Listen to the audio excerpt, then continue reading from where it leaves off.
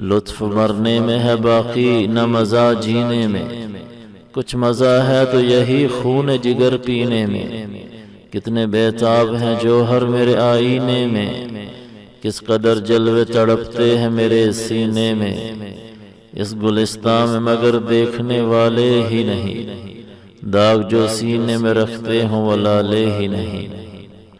علامہ اقبال کی نظم شکوہ کا یہ 30واں بند ہے۔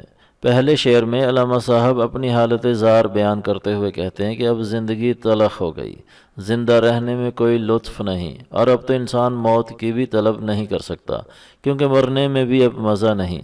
سب کچھ پھیکا پڑ چکا، غلامی کے آسیب نے ایسا سایہ ڈالا کہ نہ زندہ رہنے کا شوق ہے اور نہ مرنے کا۔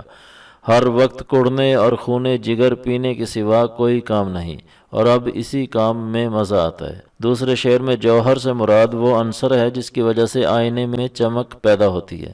مطلب میں کیا بتاؤں کہ میرے آئینے کے جوہر میں کتنے لشکارے ہیں جو باہر نکلنے کو بے قرار ہیں، اور میرے سینے میں کس قدر جلوے تڑپ رہے ہیں جو آشکار ہونا چاہتے ہیں۔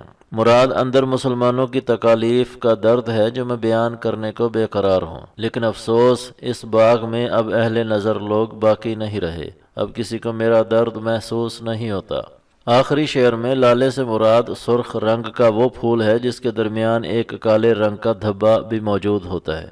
گل لالہ کو ایک ایسے عاشق سے تشبیہ دی جاتی ہے جس کو آتش شوق نے سراپا آتش کر دیا ہو، اور اس کے مرکز میں جو سیاہ داغ ہے وہ گویا اس پھول کا دل ہے جو عشق کی آگ میں جل بھن کر سیاہ ہو گیا۔ مطلب اس چمن میں اب لالے کے وہ پھول باقی نہیں رہے جن کے سینے داغدار ہوں۔ مراد یہ کہ اب بظاہر مسلمان موجود ہیں، لیکن ایسے نہ ہونے کے برابر ہیں جو اپنے سینے میں امت کا درد رکھتے ہیں اور جن کے دل اللہ کے عشق سے معمور ہیں۔ امید ہے کہ اس بند کا تلفظ، مشکل الفاظ کے معنی اور تشریح کے بعد اس کا مدعا اور مقصود بھی آپ کی سمجھ میں آ گیا ہوگا۔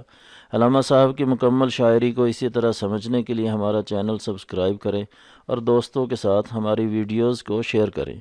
اگلے بند تک کے لیے ہمیں اجازت دیں۔ والسلام علیکم ورحمۃ اللہ وبرکاتہ۔